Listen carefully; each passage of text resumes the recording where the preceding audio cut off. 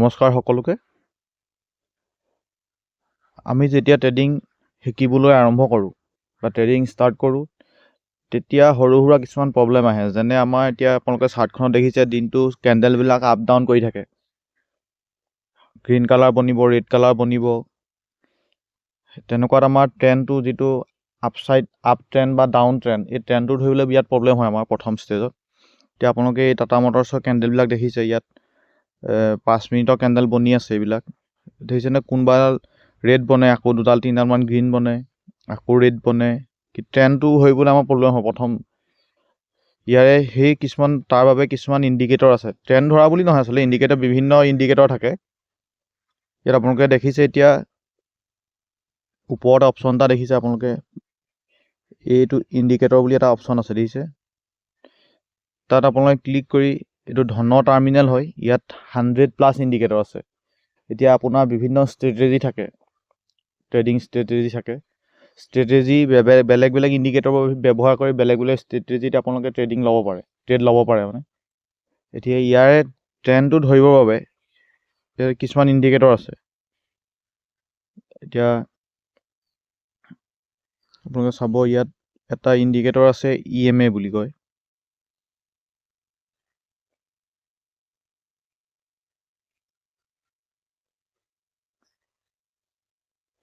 দেখিছে আপোনালোকে, moving average এক্সপ'নেনচিয়েল। ইয়াত যেতিয়া আপোনালোকে অ'কে কৰি দিব, আপোনালোকে দেখিছে ইয়াত এডাল ব্লু কালাৰৰ লাইন এডাল আহি গৈছে। এডালক EMA বুলি কোৱা হয়। আৰু EMAটো মানে তাহাঁতি ছিষ্টেমতে 9 EMA, মানে ইয়াৰ যিটো লেংথ এভাৰেজ 9, মানে 9 EMAটো ছেট কৰি দিয়ে ছিষ্টেমতে। কিন্তু আপোনালোকে EMA লেংথটো নিজৰ মানে সুবিধা অনুযায়ী চেঞ্জ কৰি ল'ব পাৰে। এতিয়া কিছুমানে ডাবল EMA লগাই লয়, মানে 2ডাল EMA। এডাল 9 EMA বুলি কয়, মানে 9 মুভিং এভাৰেজৰ EMA হয় এডাল। ইয়াক আপুনি কালাৰ চেঞ্জ কৰিব পাৰে। ইয়াত দেখিছে, ইয়াত ক্লিক কৰিব, EMAত গৈ আপোনালোকে ছেটিংছৰ চিম্বলো দেখিছে, ইয়াত ক্লিক কৰি আপোনালোকে ইয়াত টাইম ষ্টাইল বোলে আপোনালোকে অকণমান ডাৰ্ক কৰি, অকণমান বেছি দেখা কৰি ল'ব বিচাৰে, বোলে অকণমান কালাৰটো বেলেগ চেঞ্জ কৰি ল'ব বিচাৰে, ইয়াত কালাৰ চেঞ্জ আছে। আপোনালোকে বিভিন্ন কালাৰ আছে ইয়াত। বোলে অলপ অকণ ডাঠ কৰি লয়, থিকনেছটো বঢ়াই লয়, থিকনেছ বঢ়াই ল'ব পাৰে। বিভিন্ন অপশ্যন আছে আপোনালোকৰ ইয়াত। দেখিছে এতিয়া ডাৰ্ক হৈ গ'ল অলপ। এই EMA ডালত আপোনালোকে EMA দিয়ে ট্ৰেণ্ডটো চাব পাৰে। এতিয়া চাওক, EMA ডাল ডাউন ট্ৰেণ্ডত আহিছে। এতিয়া যদি লেপটপৰ স্ক্ৰীণত ভাল হয়, অলপ মোবাইলৰ স্ক্ৰীণত অলপ প্ৰব্লেম হয়। তথাপি চাওক, মাৰ্কেট কেতিয়াও আপ ডাইৰেকশ্যনত গ'লেও এনেকৈ কণ্টিনিউ ৰেলী নিদিয়ে কেতিয়াও। মাৰ্কেট সদায় আপ ডাইৰেকশ্যনত যাব, অলপ আকৌ ৰিটেষ্ট ল'ব, আকৌ আপত যাব, আকৌ ৰিটেষ্ট ল'ব, এনেদৰে মাৰ্কেট যাব। আৰু ঠিক তেনেদৰে ডাউনত গ'লেও কণ্টিনিউ এনেকৈ ফল নকৰে। ফল কৰিবলৈ হ'লে আপোনাৰ প্ৰথমে ডাউনত যাব, অলপ আকৌ ৰিটেষ্ট ল'ব, আকৌ ডাউনত যাব, আকৌ ফল কৰিব, আকৌ ডাউনত যাব, এনেদৰে কণ্টিনিউ গৈ থাকে মাৰ্কেট। এতিয়া EMA ডাল আমি যেতিয়া লগাই ল'লোঁ, ইয়াত ডিফল্ট 9 EMA আহি গৈছে, মানে 9 ছেট কৰি দিয়ে। এতিয়া ট্ৰেডটো ল'বলৈ হ'লে আমি কেনেদৰে ল'ব লাগিব চাব। প্ৰথম মাৰ্কেট ৰাতিপুৱা কালি অ'পেন হৈ ডাউনত গৈছে, আকৌ আপত 5 মিনিটৰ ৰিটেষ্ট লৈছে, আকৌ ডাউনত আহিছে। কণ্টিনিউ দেখিছে আপোনালোকে, এনেকৈ আপ ডাউনত যায়, ডাউনত যায়।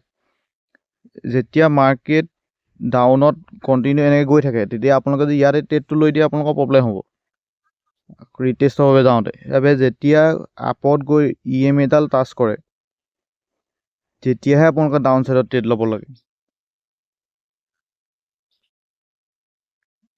কিন্তু যে EMA টাচ কৰি ডাউনতে আহিব সেইটো নহয়, কেতিয়াবা আপতো যাবগৈ পাৰে, এনেকৈ টাচ কৰি আকৌ আপলৈও যাবগৈ পাৰে। সেইটো মাৰ্কেটৰ ওপৰত ডিপেণ্ড কৰিব। কিন্তু ল'বলৈ হ'লে মানে আইডিয়েল পজিশ্যনটো EMA ধৰা হয়, যে মাৰ্কেট ৰিটেষ্ট কৰি যেতিয়া EMA টাচ কৰে, তেতিয়া ডাউন ছাইড বা আপ ছাইডত যিটো ৰেলী দি থাকে, ৰেলীটোত আপোনালোকে এণ্ট্ৰি কৰিব লাগে। অপশ্যন ট্ৰেডিঙত যিসকলে কৰে তেওঁলোকে জানিব, অপশ্যন ট্ৰেডিঙত 9 আৰু 15 EMA বহুত ইম্পৰ্টেণ্ট EMA হয়। 2ডাল EMA লগাই ল'বলগীয়া হয়, 9 আৰু 15। কিন্তু আপোনালোকৰ ইকুইটিত আমাৰ ইমান প্ৰয়োজন নাই। ইভেণ্টৰ ট্ৰেণ্ডটো চাবৰ বাবে 9 EMA হ'লেই হৈ যায়। আৰু তাৰ উপৰিঞ্চি ইয়াত আৰু বহুত ইণ্ডিকেটৰ আছে, যেনেকৈ আপোনালোকে ইয়াত ভলিউম বুলি ইণ্ডিকেটৰ এটা আছে। ভলিউম ইয়াত চাৰ্চ কৰিলে ভলিউম মোৰ চাৰ্চ কৰি থোৱা আছে, আহি আছে ওপৰতে। ইয়াত চাৰ্চ কৰিলে আপোনালোকে ভলিউম আহিব, এনেকৈ ভলিউমটো ক্লিক কৰি দিব। আপোনালোকে দেখিছে তলত কিছুমান বাৰ আহি গৈছে, দেখিছেনে তলত এই বাৰবিলাক, এইবিলাক যিমানবিলাক বাৰ আহিছে এইবিলাক ভলিউমৰ বাৰ। ভলিউমটো মানে এইটো যে এই 5 মিনিটত কিমান বায়াৰ বা চেলাৰ মাৰ্কেটত এণ্ট্ৰি হৈছে, মানে সেইটো চাবৰ বাবে ভলিউমো আপোনালোকে ইউজ কৰিব পাৰে ইণ্ডিকেটৰ। ইও এটা বহুত ইম্পৰ্টেণ্ট ইণ্ডিকেটৰ হয় ভলিউমটো।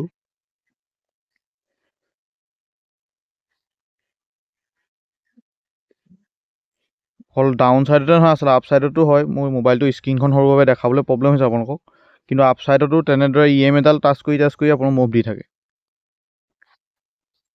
1 মিনিটত চাওক আপোনালোকে কালি দিনটোত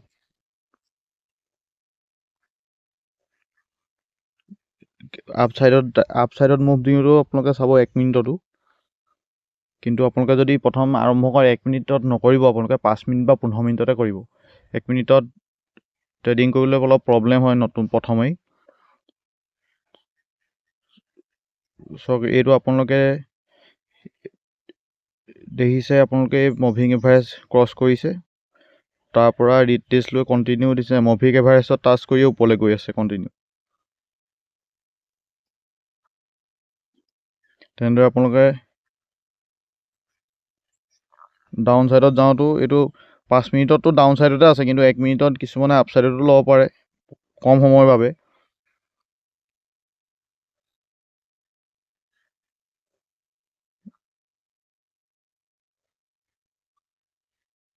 যিবিলাক আগত আপ ছাইডত ৰিলি দিছিলে, ৰ'ব দেখাইছোঁ এটা।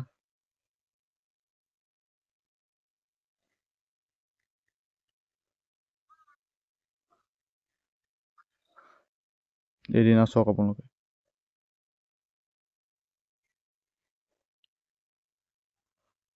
মাৰ্কেট অপেন হ'ল, ৰিট্ৰেচ আহিলে, আকৌ আপত গ'ল, ৰিট্ৰেচ আহিলে, আপত গ'ল, তাৰপিছত ছাইডৱেজ হৈ থাকিলে দিনটো, আকৌ ওপৰলৈ আপত গৈছে, ৰিট্ৰেচ লৈ EMA টাচ কৰিছে, আকৌ আপত গৈছে। EMA ছাপৰ্ট লৈ আপত গৈ থাকে। সেইবাবে EMAটো আপোনালোকে প্ৰথম শিকোঁতে EMAটো লগাই লওক,